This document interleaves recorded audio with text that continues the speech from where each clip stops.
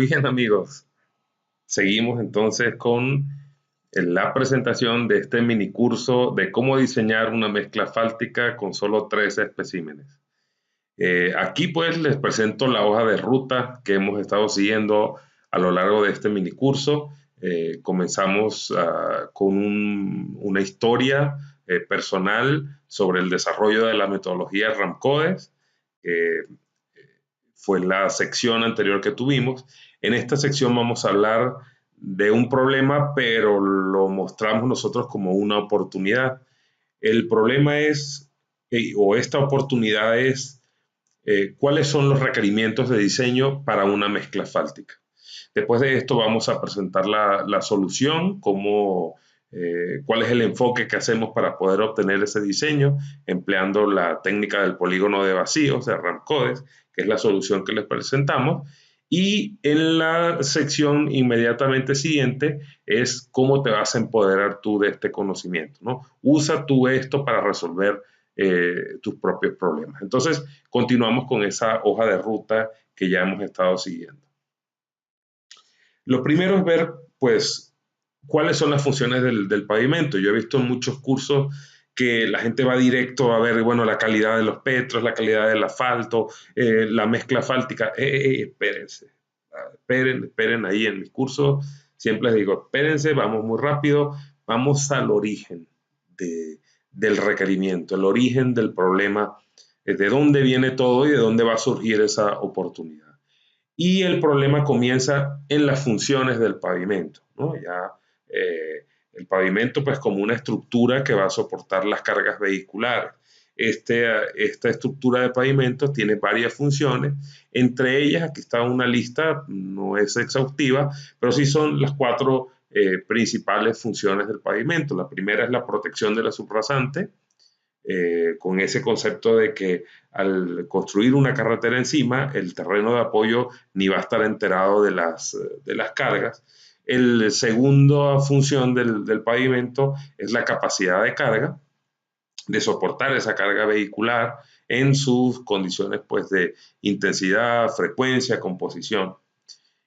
Luego viene la seguridad del usuario, que el conductor, pues, al pasar por la carretera pueda transitar de forma segura, sin baches, con un diseño geométrico adecuado, con una fricción superficial suficiente para que el vehículo no patine cuando esté en una temporada lluviosa o de nieve. Y la cuarta función sería el confort del usuario, ¿no? Esa facilidad con que se puede manejar la carretera, ese es un punto muy importante. Protección de la subrasante, capacidad de carga, seguridad del usuario y confort del usuario. Esas son las 4 funciones del pavimento. Entre los tipos del pavimento, para abordar estas 4 funciones, existen varias soluciones de pavimento. Las más conocidas son los pavimentos flexibles, hechos de mezcla asfáltica, y los pavimentos rígidos, hechos de concreto u hormigón, ¿no? Pero también hay pavimentos articulados, como por ejemplo los pavimentos hechos con adoquines para resistencia de altas demandas de carga. Estoy seguro que vamos a tener un curso sobre esto pronto en la Academia de RAMCODES. Pero estos son los 2 principales tipos de pavimento. En lo que sigue a continuación, vamos a hablar solamente de pavimentos flexibles, es decir, esos pavimentos que están hechos en su parte superficial de una carpeta asfáltica construida con mezcla asfáltica, los pavimentos flexibles. Esta mezcla en obra, pues, se ve como está ahí en la foto, pues tiene un tendido que se hace usualmente con una pavimentadora en un espesor determinado, dependiendo si la mezcla es caliente, es templada o es fría, pues se deben mantener esas temperaturas de tendido, y luego viene la compactación con un rodillo, según un patrón de compactación, hasta alcanzar el nivel de densificación adecuado o requerido por las especificaciones del proyecto, ¿no? Esa es la mezcla asfáltica en obra. Y bueno, cuando está endurecida, cuando se enfría, lo que se requiere de esa mezcla asfáltica como un geomaterial que constituye la estructura del pavimento, se requieren al menos tres cosas, ¿no? Tres cosas para una mezcla asfáltica de alto desempeño, ¿no? Llamada de alto desempeño. Es que la mezcla sea resistente a las deformaciones plásticas, o sea que para evitar el tema de las roderas, de esa deformación plástica, en algunos países les dicen ahuellamiento, roderas le dicen en España y en México. En fin, escríbame abajo en tus comentarios cómo le dicen en tu país. También la mezcla debe ser resistente al fenómeno de la fatiga, es decir, soportar repeticiones y repeticiones de carga sin presentar una falla importante por agrietamiento o que tenga algún compromiso estructural de importancia. Y finalmente la mezcla debe ser resistente al daño por humedad, ¿no? Obviamente cuando una mezcla se humedece, con temperaturas altas, hay una merma en la resistencia de la misma. Esa disminución o merma de la resistencia no debe ser superior a un determinado porcentaje, ¿no? Esa merma o pérdida de resistencia. Eso es muy importante verificarlo en las mezclas asfálticas de alto desempeño. Y esos tres entonces, aunque hay otros, esos tres serían los requerimientos para una mezcla asfáltica, ¿no? Por supuesto, también está el tema de la fricción, que es superficial, que es sumamente importante y que es medido con otras pruebas que no se hacen en el laboratorio, sino más bien en campo. Pero concentrémonos en estas tres requerimientos que son los que vamos a medir en el laboratorio usualmente en cualquier procedimiento de diseño de mezclas asfálticas. Una cosa interesante, como muestra aquí la gráfica, un tanto jocosa, como nos gusta en Geotech Tips, para que te estés divirtiendo mientras estás aprendiendo, es un concurso de belleza. Bueno, ¿qué hace un concurso de belleza en una clase de ingeniería? Y lo que queremos mostrar es que no existe una mezcla asfáltica reina de todos los desempeños. O sea, si fuéramos a premiar una mezcla asfáltica, no le podríamos poner una corona como reina de todos los desempeños, sino que realmente es muy difícil hacer una mezcla asfáltica que sea campeona de todo, de resistencia a la deformación plástica, de tener un alto módulo, de tener una alta resistencia a la fatiga. Por eso podemos hacer un pavimento asfáltico con varias capas, donde cada capa tiene un tipo de mezcla asfáltica y cumple una función diferente, como ven ahí en la gráfica. También podemos clasificar las mezclas asfálticas con base en su granulometría. A mí me gusta mucho esta clasificación porque supongan ustedes que una mezcla asfáltica en su constitución está hecha por granos gruesos, intermedios y finos, ¿no? Por ejemplo, hay tres tipos de mezclas desde el punto de vista de la granulometría. Las mezclas de granulometría continua, también llamadas HMA, por Hot Mix Asphalt, y están las mezclas discontinuas, como las SMA, por Stone Matrix Asphalt, o Stone Mastic Asphalt también. Son de granulometría discontinua, que tiene un salto. Estas mezclas SMA, que son las campeonas de la resistencia, estas mezclas están hechas con partículas gruesas y partículas finas, ¿no?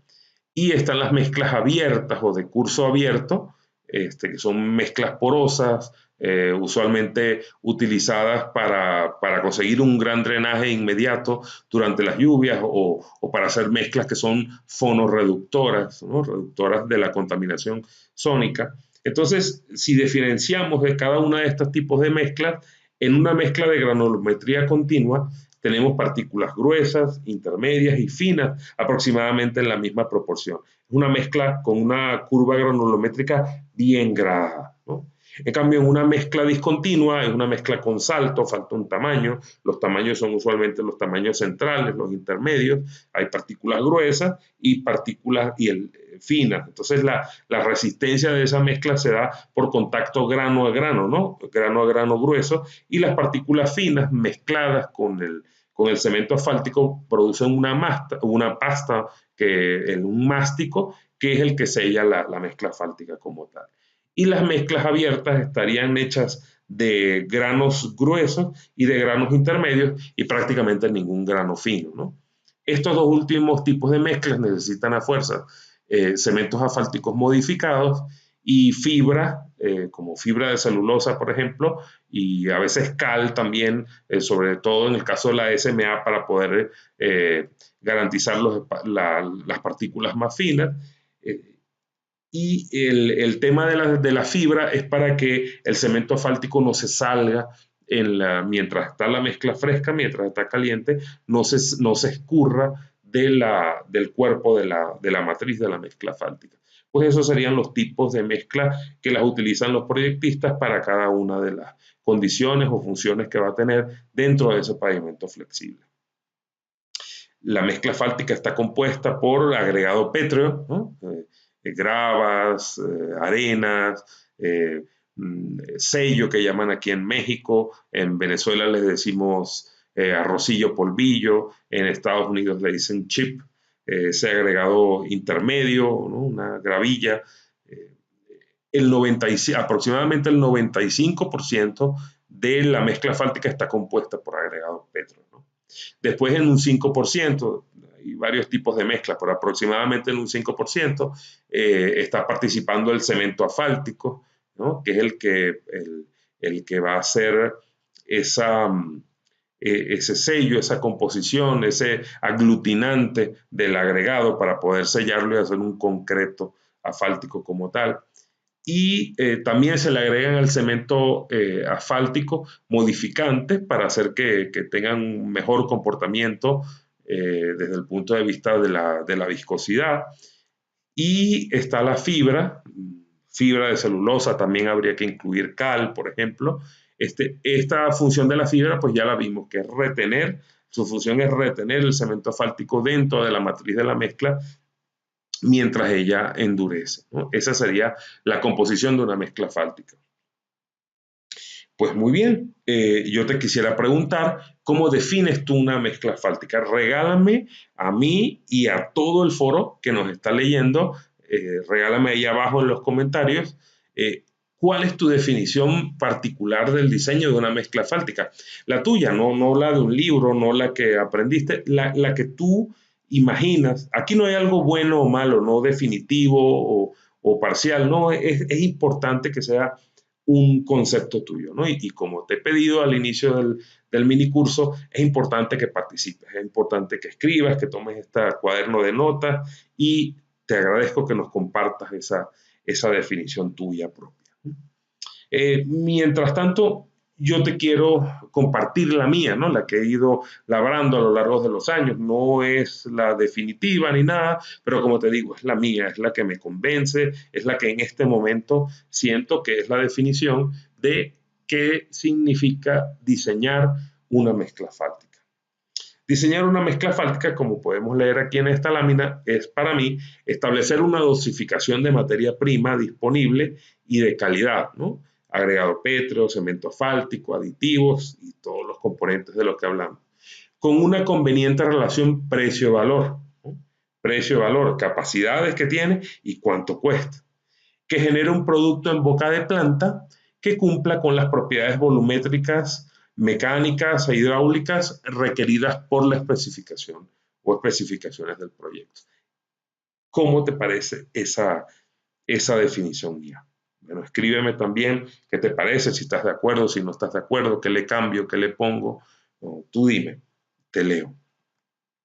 Seguimos entonces. El diseñar una mezcla asfáltica compone usualmente 4 pasos básicos, ¿no? Antes de pasar a lo más avanzado, 4 pasos básicos que son fundamentales. Los primeros, obviamente, es la selección de la materia prima, tanto del cemento asfáltico como del agregado pétreo. Hay una cantidad de ensayos y de requerimientos que tiene que cumplir tanto el cemento asfáltico, que usualmente nos los provee una casa, por ejemplo, en el caso de Venezuela, que está todo estatizado, Petróleos de Venezuela es quien suministra el cemento asfáltico. Aquí en México, donde vivo, la empresa privada tiene una gran preponderancia y usualmente hay de dos opciones, o le compras directamente el cemento asfáltico a Petróleos Mexicanos o se lo puedes comprar a una casa a una casa industrial privada. En cualquiera de los casos te van a dar un cemento asfáltico. En el caso mexicano ya inclusive puede venir modificado, o también hay casas que te venden el cemento asfáltico y te venden aparte los aditivos para que tú los aditives dentro de la planta, ¿no? Especialmente para la producción de mezclas templadas o de tratamientos superficiales. Realmente, bueno, es un tema aquí en México muy competitivo. Esa competitividad es mi impresión, pues que afecta la calidad de la mezcla asfáltica final, porque como hay competencia entre varias, el usuario es siempre el beneficiario con estas competencias, ¿no? Entonces ya el agregado viene así. Igual, perdón, el cemento asfáltico viene así. Igual pasa con el caso del agregado. Hay diferentes bancos, diferentes minas, donde se va y se compra el agregado, o en la planta de asfalto para la que estamos diseñando, muy probablemente tenga una mina, un sistema de trituración, y ahí aparezca el agregado que debe cumplir unos requerimientos de calidad que se hacen en un laboratorio, granulometría, formas de los granos, dureza relativa de los granos como tal, pureza, limpieza del agregado, que no reaccione a los ácidos, a las sales, en fin, una batería de pruebas que nos garantizan la calidad de esos materiales, y la granulometría, pues que se parezca a la estructura que requerimos, ¿no? Vamos en el punto número 2. Hay varias estructuras de mezcla asfáltica, de granulometría continua o de granulometría discontinua, que con esas combinaciones de agregados que tengamos debemos aproximarnos a ella, a estar dentro de esos usos granulométricos, usos con H, ¿no? O bandas o especificaciones granulométricas. Una vez conseguido esto, que ya tenemos la calidad de los materiales y tenemos una combinación de ellos que hace que esas granulometrías entren en las especificaciones, entonces viene el tercer paso, donde tratamos de conseguir un contenido óptimo de asfalto para poder alcanzar en primer término las especificaciones volumétricas de la mezcla asfáltica, ¿no? Por ejemplo, vacíos de aire de 4%, vacíos llenados que estén entre 65 y 75, vacíos en el agregado mineral por encima de un valor mínimo y por debajo de un tope máximo para evitar problemas de deformación plástica. En fin, esto se puede conseguir con diversos métodos. Por ejemplo, si el método es Marshall, el método de compactación es por impactos. Y si es en el caso de Superpave o protocolo mexicano, la compactación se hace con compactador giratorio. En fin, al final vamos a obtener ese contenido óptimo de asfalto. Hay que hacer varios tanteos. En el caso de Superpave y protocolo mexicano se usan hasta 12 briquetas, 4 contenidos de asfalto, 3 especímenes por contenido, 3 por 4 son 12 briquetas en total, o especímenes o pastillas, como le dicen aquí en México. En el caso de Marshall son 5 puntos de contenido de asfalto, un barrido de 5 puntos, 3 contenidos de asfalto, 3 especímenes hermanos por cada contenido de asfalto, 3 por 5 hacían 15 especímenes en total, ¿no? Entonces, el número de especímenes por cada combinación de agregados estudiada es de 15, es de entre 12 y 15 dependiendo del método. Y una vez que se alcanza esa combinación de agregados con un contenido óptimo de asfalto, se hace una verificación de la sensitividad a la humedad, preparando unas especímenes de mezcla asfáltica al 7%, por ejemplo, 7% de vacíos de aire, compactados a ese nivel, y lo que se busca es comparar cómo es la resistencia en seco, la resistencia a la tracción indirecta de esa mezcla asfáltica compactada en seco, comparada con la resistencia de esa misma, de un espécimen hermano en condiciones de hidratación, con temperatura e inclusive también con temperaturas muy bajas, ¿no? La mezcla para ese condicionamiento pasa por diversas etapas de inmersión en agua con alta temperatura, luego baja temperatura, otra vez alta temperatura, en fin, dependiendo de la especificación que tenga. Y se evalúa la sensitividad al humedecimiento con una pérdida, ¿no? Obviamente, al pasar esa mezcla asfáltica por todos esos condicionantes, va a haber una merma, una disminución en su resistencia a la tracción indirecta, que es normal, pero lo que hay que verificar es que no supere un determinado valor, que va de entre 20 y 25%, dependiendo de las especificaciones. Concluyendo, 4 pasos fundamentales son para el diseño: la selección de los materiales, ¿no? en su calidad, la materia prima, cemento asfáltico y el agregado pétreo. El siguiente paso es cómo combinar ese agregado, los diferentes agregados pétreos, para conseguir una estructura que esté dentro de las especificaciones, una estructura granulométrica. Una vez tenida esa estructura granulométrica, pasamos a la evaluación de la compactabilidad de la mezcla hasta alcanzar los niveles de vacíos, de las 3 definiciones de vacío especificadas, y ya con ese establecimiento del contenido óptimo de asfalto verificamos la sensitividad a la humedad con el procedimiento que hablamos. Si una mezcla sale de aquí con todas estas proporciones, pues ya está lista para ser evaluada con ensayos de desempeño como resistencia a la deformación plástica, en rueda de Hamburgo, por ejemplo, o en APA, o en rueda española, en fin. También está lista para ser evaluada en su módulo, en la determinación de su módulo de elasticidad en carga cíclica, y también para ser evaluada por su resistencia a la fatiga. Cada uno de esos 3 evaluaciones dependerá de la especificación o del tipo de mezcla que estemos haciendo. Bien, muy interesante tener este gráfico en la mente, que son los pasos básicos que tiene que superar la mezcla asfáltica en su diseño. Bueno, cuando combinamos entonces estos agregados, ahí viene un trabajo, porque no solamente que entre dentro de esas usos o bandas granulométricas especificadas, sino también analizar el tema de los costos, ¿no? Que no se vaya muy alta. Puede tener una mezcla asfáltica de calidad, pero se fue con mucho dinero. En fin, es un juego que tiene que hacer el proyectista del diseño. A veces dejamos esto en manos de gente que tiene mucha experiencia, pero también hay que estar encima para poder verificar el tema del costo y la conveniencia de usar uno u otro agregado pétreo. Entonces, cada combinación de agregados requiere entre 12, en el caso de Superpave y de Protocolo Mexicano, y 15 briquetas, ¿no? Para poder ser analizadas. Vean ustedes esa cantidad de briquetas que está ahí en esa lámina.